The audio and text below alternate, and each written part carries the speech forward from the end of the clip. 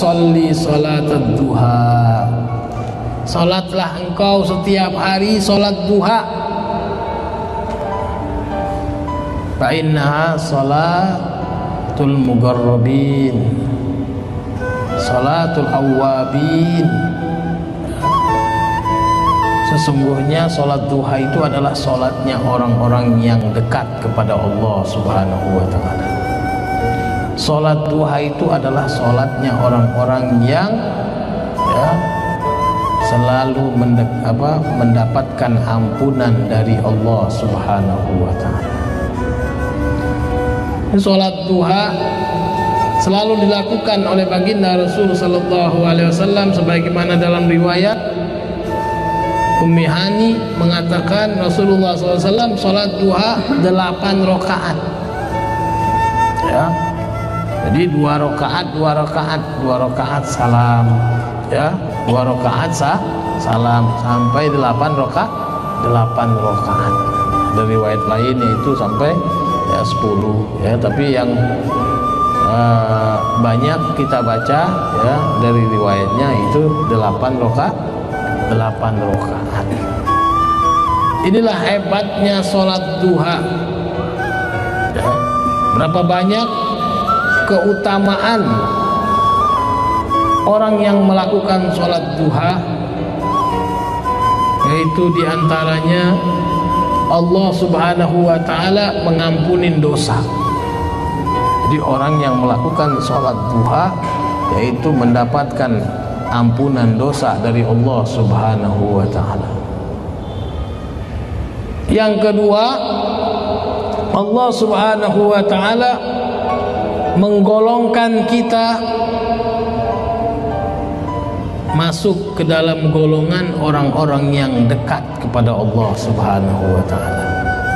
Karena sholat duha itu adalah sholatnya orang-orang mugarrabin, orang yang dekat kepada Allah Subhanahu wa ta'ala. Apabila kita sholat, walaupun kita bukan orang yang dekat kepada Allah, kita sholat duha, termasuk kita digolongkan oleh Allah orang yang dekat kepada Allah, orang yang selalu memohon ampun, selalu diterima taubatnya oleh Allah Subhanahu wa ta'ala. Yang ketiga, orang yang melakukan sholat duha lam yuktab minal ghafilin.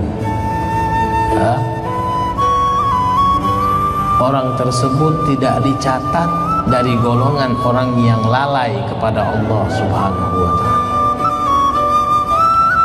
Jadi orang tersebut dicatat sebagai orang yang selalu ingat kepada Allah. Orang tersebut orang yang selalu taat kepada Allah Subhanahu wa ta'ala. Walaupun dirinya tersebut saya ini bukanlah orang yang selalu ingat kepada Allah.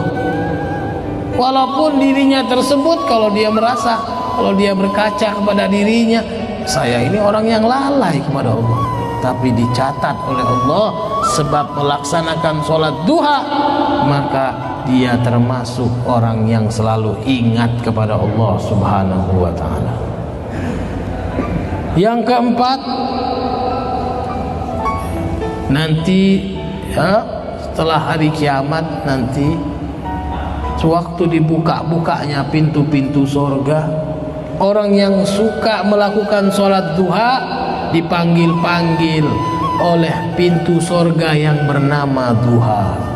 Mari, dipanggil-panggil sini, yang suka sholat duha di dunianya, ini pintumu, ini masuk dari sini, dipanggil-panggil oleh pintu duha untuk masuk ke dalam surga.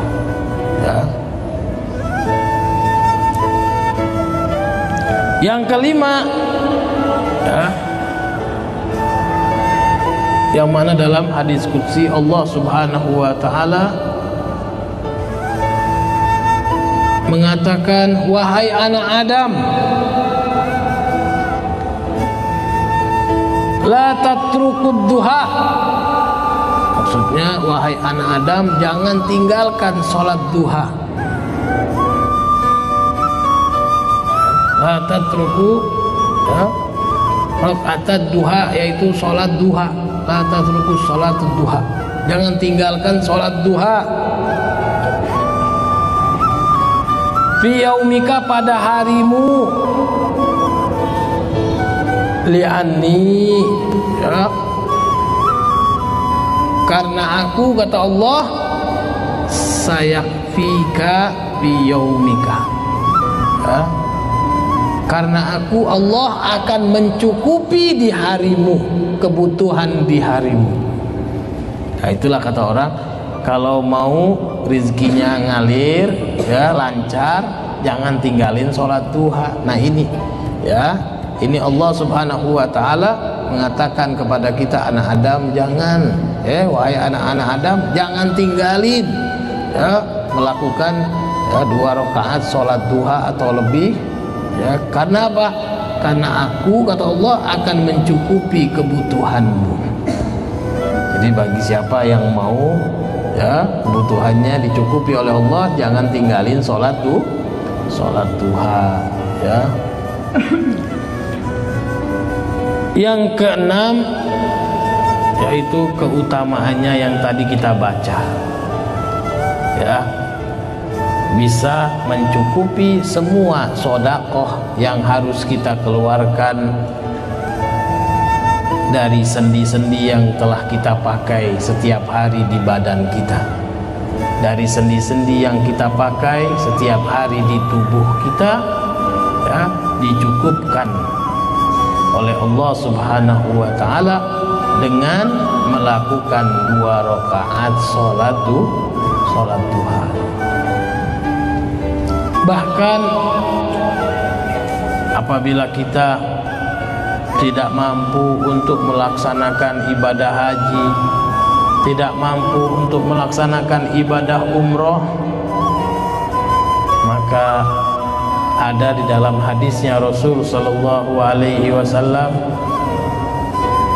apabila seorang duduk, apabila seorang sholat subuh, idza sholat subha, apabila seorang sholat subuh, wa jalasa, dan dia setelah sholat subuh tersebut duduk, ila antatul as-syams, sampai kapan? Sampai terbitnya matahari. Terbitnya matahari di situ qadra rumhin, seukuran tingginya matahari itu 1 tombak. Wa shallal isyraq, itu sholat isyraq adalah sholat duha. Rakaatan 2 rakaat sholat isyraq, sholat duha,